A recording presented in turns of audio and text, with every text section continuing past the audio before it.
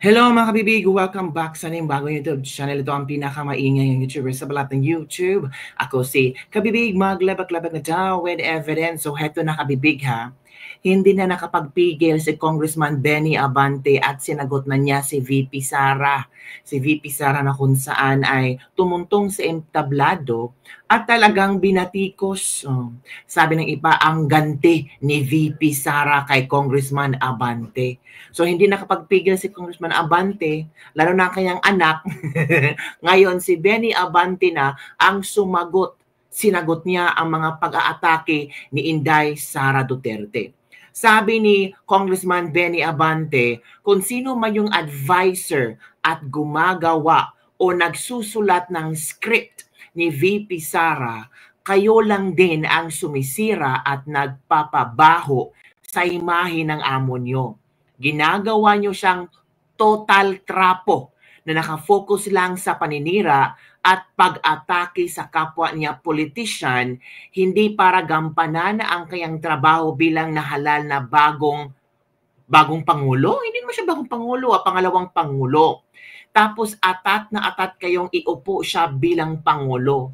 Ni wala pa nga siyang maipagmalaking programa at accomplishments. Uy, wala pa lang nagawa si BP Sara. Wala daw maipagmalaking accomplishment at programa si BP Sara.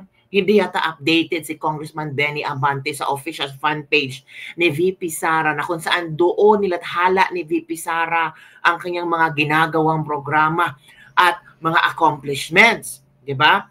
Puro pa-questionabling resibo ang pinapasagot sa kanya sa mga pondong ginastos at malaking problema ang iniwan niya sa departamentong hinahawakan niya. Ito kabibig ha, panoorin natin ang resback ni Congressman Benny Abante kay VP Sara. Ito na po. Nako, saan kaya patutungo ito? Sabi ng iba, it's the end of Benny Abante. Ito na nga kabibig, ito na. Inimbitahan ng dating mayor ng Maynila ang Vice Presidente ng Pilipinas.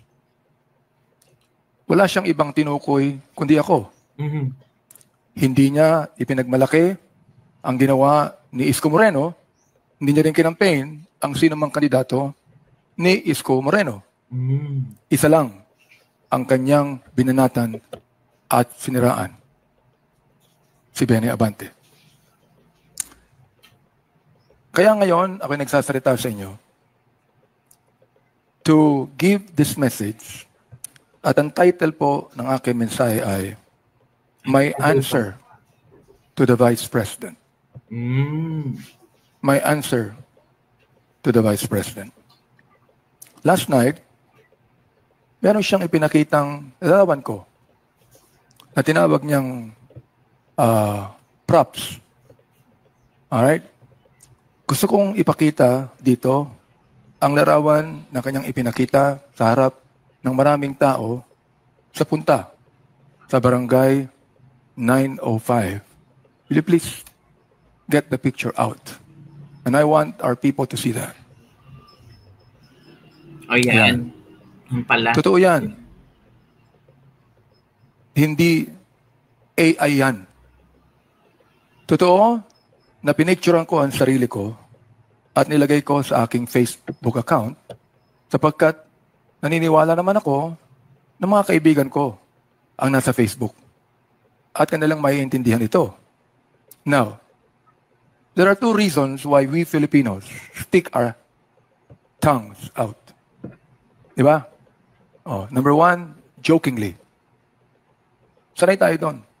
We stick our tongue out. Jokingly.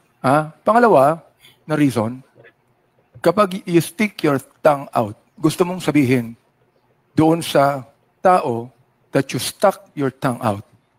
Buti nga sa'yo. Buti nga sa'yo. Tama, mali? Buti nga sa'yo. Ito ay ninakaw ni Vice President sa Facebook ko. Mm-hmm. Wala siyang karapatang gawin to. Oh. Being the Vice President. Abogado, matalino, at mayroong pinag-aralan.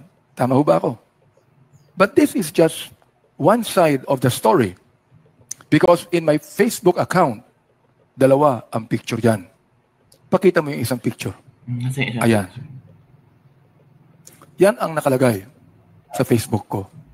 Ginagaya ko si Albert Einstein. Nakita nyo? Now, I don't think that Albert Einstein stuck his tongue out for disrespect. Hindi ko alam kung sino niya nirespeto. Am I right? I do not know where the Vice President got the idea that when you stick your tongue out, it means disrespect. Ang nakalagay sa Facebook ko. Bakit ginaya ko si Albert Einstein? Sapagkat gusto kong maging katulad niya. Yan ang talagang nasa Facebook ko. O yan. Pala.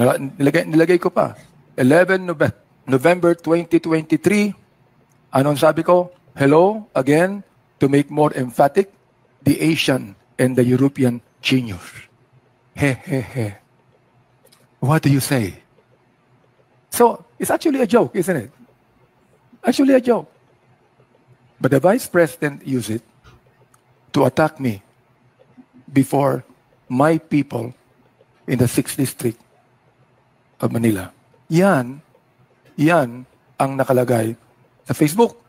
Oo. Inibita ko ang mga staff ko dito para makita nyo na hindi lamang ito isang picture, kundi dalawang picture ito.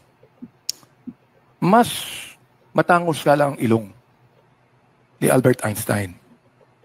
Pero halos pareho kami ng buhok. Di ba? Gusto ko rin sanang gayahin yung kanyang balbas o yung kanyang whiskers o yung kanyang tawag doon, bikote. Hindi ko na magaya. Yan ang kanyang nilabas. Kagabi. At ang tawag niya, props. Oo. Hindi ko sinasabi to out of anger. Naawa ako sa kanya. Naawa si Congressman Abante kay VP Sara. Let us check his explanation kung bakit siya naawa kay VP Sara. Hindi ako nagagalit sa kanya. Alright? So, again, naawa siya kay VP Sara pero hindi siya nagagalit kay VP Sara. So pakinggan natin ang rason ni Benny Abante kung bakit. Ipakita niya nga uli yung picture na nilabas niya para makita niyo. Lalo niyong namnamin ang larawang yan. Pakilabas nga. Namnamin ninyo. Yun si Sara. Ayan. Ang sabi niya, yan daw ang itsura ng walang respeto. Yun ang sabi niya. Now, hindi ko alam kung saan niya nakuha ito. Pero, in fairness sa kanya, wala siyang anumang akusasyon sa akin. Correct. Tama, mali? Tama. Wala. Bakit? Talagang wala siyang ma-accuse sa akin. So nakikita nyo, sa kanyang pagkasalita kagabi, wala siyang anumang akusasyon sa akin. Tama? Wala siyang sinabing masama sa akin. Yun lang. Oo. Sinabi lang niya rin sa kalaban ko, huwag mong gagawin yan, ha? Oo. Ilabas mo lang ang ngipin mo. Tingnan niyo uli. Nasa Facebook ko, ninakaw niya to eh. Oo. Sa Facebook account ko, ninakaw niya. Yan ang nakalagay sa Facebook ko. Hinati niya. Dapat, nilabas niya yung dalawang yan. Di ba? Alright. Now, bakit kaya ginawa niya ito? Unang-una, upang pasakitan ako ng tumatakbong kalaban ng mayor ko. Yan ang una. Yun, kabibig ha. Yun ang konting explanation ni Benny Abante. Pero may nakita din akong video dito, kabibig. Yung, try nyo lang pakinggan ito, kabibig ha. Nakita ko lang din ito na ang pagbanat ni Benny Abante about Anay. And parang, if you still remember, si Claire Castro, si Claire Castro ang unang gumamit sa word na Anay. Diba? And it means ba na ang pinariringgan ni Benny Abante dito sa kanyang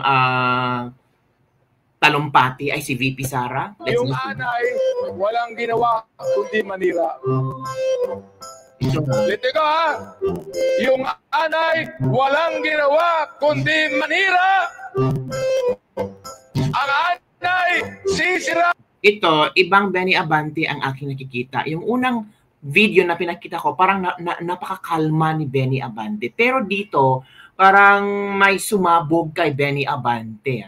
Pinasabog niya ang kanyang galit ba?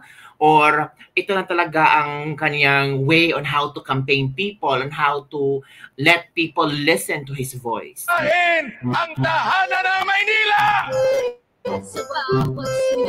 Ayaw natin ng anay na walang gagawin kundi sirain ang ating tahanan! Labas mo ang traps ko.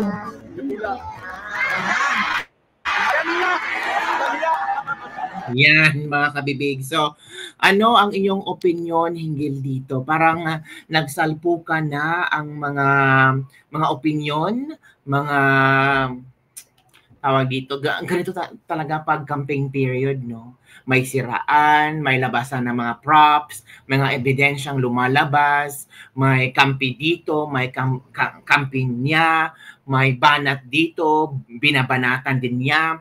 So ano ang inyong opinion hinggil dito, mga kabibig?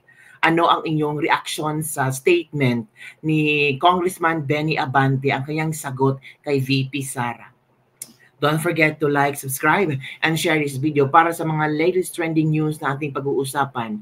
I'm sure naman si Benny Abante ay naniniwala din ako na may ipinaglalaban din si Congressman Benny Abante. Si VP Sara din, may ipinaglalaban din siya. And I'm sure, hoping na time comes na maging okay lahat, time to heal, time to forgive, and time to move on and help each other to achieve a common goal, which is maging maganda ang Pilipinas, which is magbibigay ng magandang programa para sa Pilipino. Yun lang kasi ang gusto ng mga politiko eh. Depende lang sa kung sinong politiko at anong klaseng politiko ito. 'Di ba? May mga politiko na focus sila magserbisyo. May mga politikong focus nila ay magbigay ng maraming proyekto sa kanilang community. May mga politiko talaga na ewan ko lang kung dapat ba nating tawaging politiko because sabi nila mas siniserve daw ang bulsa nila kumpara sa ibinigay nilang programa sa kanilang constituents. Sana. Which is normal lang naman. Ganun talaga ang mga politiko. So, ano ang iyong assessment? Meron bang panahon or time na maging okay si Benny Abante at si VP Sara? Sabi naman ni Benny Abante, hindi siya nagagalit kay VP Sara, naawa siya kay VP Sara. So let's see whether someday, if their path were cross again, kung magbatian ba sila or magtawanan na lang sa kung ano ang past, and move on for the betterment of the Filipino people. Yun lang kabibig. Don't forget to like, subscribe, and share this video.